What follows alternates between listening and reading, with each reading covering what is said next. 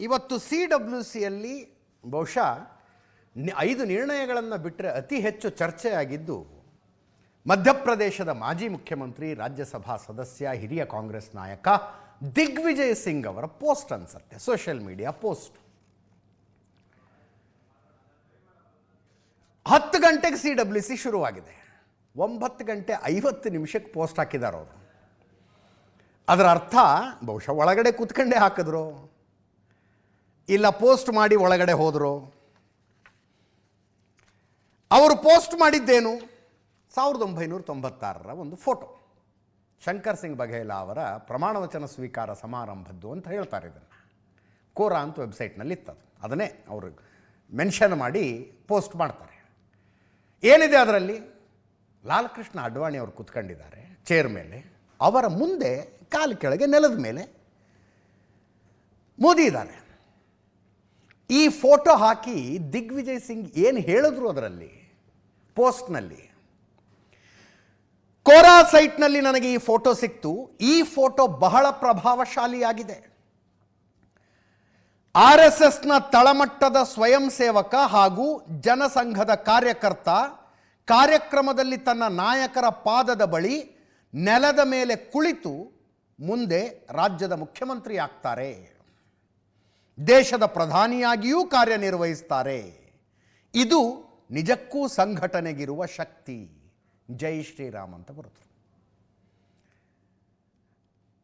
ದಿಗ್ವಿಜಯ್ ಸಿಂಗ್ ಅವರ ಪೋಸ್ಟ್ ಇದು, ನೆನಪಿಟ್ಟುಕೊಳ್ಳಿ. ಸಂಘಟನೆಗಿರುವ ಶಕ್ತಿ ಅಂತಾರವರು. ಸಂಘಟನೆಯ ಶಕ್ತಿಯನ್ನು ಹೊಗಳಿದ್ದರೆ ಅಬ್ಜೆಕ್ಷನ್ ಏನು ಬರ್ತಿರಲಿಲ್ಲ.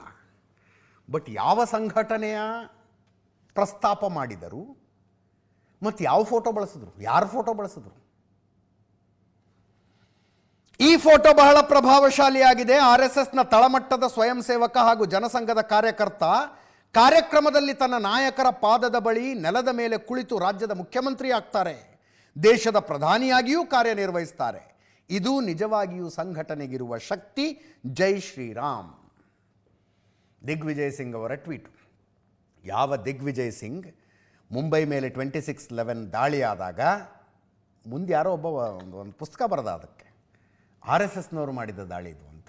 ದಾಳಿಕೋರೆಲ್ಲ ಹಿಂದೂಗಳಾಗಿದ್ದರು, RSSನವರು ಮಾಡಿಸಿದ ದಾಳಿ ಇದು ಅಂತ ಒಂದು ಪುಸ್ತಕ ಬರೆದ್ರೆ, ಆ ಪುಸ್ತಕದ ಬಿಡುಗಡೆ ಸಮಾರಂಭಕ್ಕೆ ಹೋದಂಥವರು ದಿಗ್ವಿಜಯ್ ಸಿಂಗ್. ಹಿಂದೂ ಟೆರರಿಸ್ಟ್ ಅನ್ನೋ ಶಬ್ದ ಬಳಸಿದ್ರು ಅಂತ ಪತ್ರಿಕೆಗಳಲ್ಲಿ ವರದಿಯಾಗಿತ್ತು.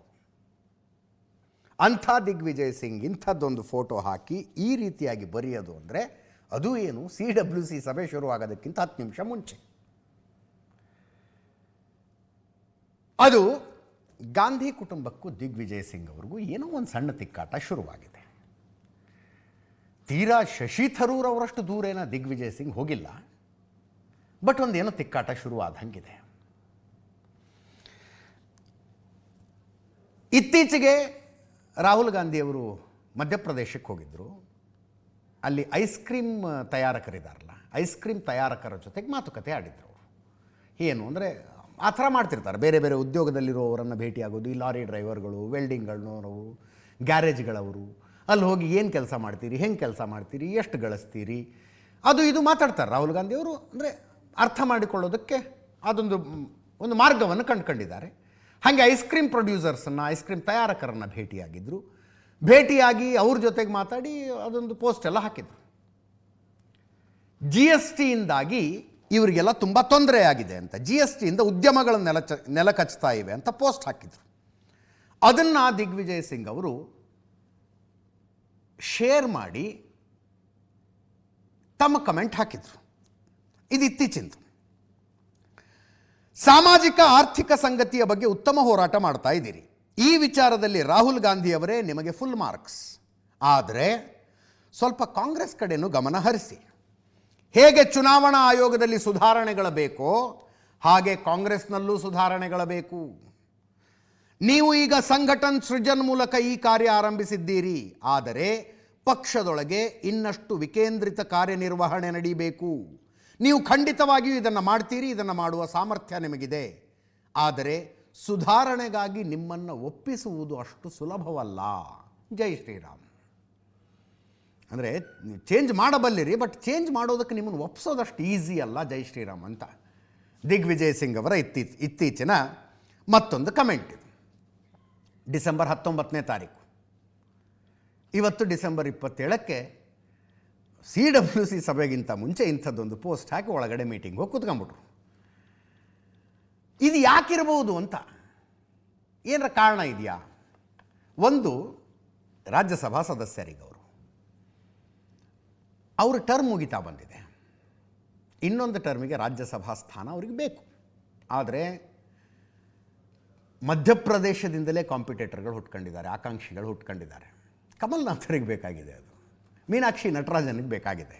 ಅವರು ಈ ದಿಗ್ವಿಜಯ್ ಸಿಂಗರ ಅವಧಿ ಮುಗಿತಾ ಇದ್ದಂತೆ ನಾವು ರಾಜ್ಯಸಭೆಗೆ ಬರಬೇಕು ಅಂತ ಅವ್ರು ತಯಾರಾಗಿದ್ದಾರೆ.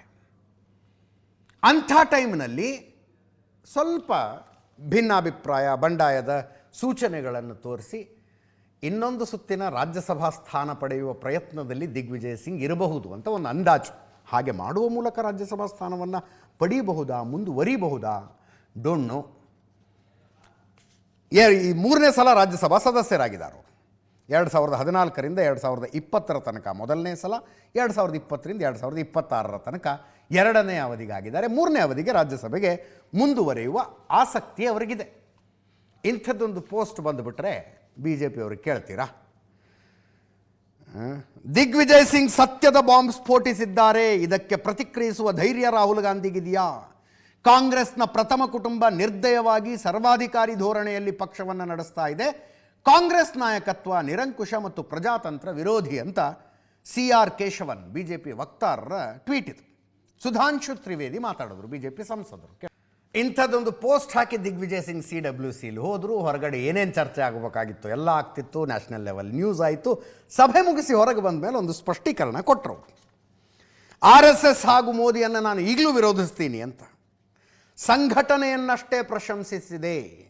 ನಾನು RSS ಮೋದಿಯ ಘೋರ ವಿರೋಧಿ, ಸಂಘಟನೆಯನ್ನು ಮಾತ್ರ ಹೊಗಳಿದ್ದೀನಿ. ನಾನು RSS ಮತ್ತು ಮೋದಿ ಅವರ ನೀತಿಯ ಘೋರ ವಿರೋಧಿ ಆಗಿದ್ದೇನೆ, ಮುಂದೇನು ಆಗಿರ್ತೇನೆ ಅಂತ.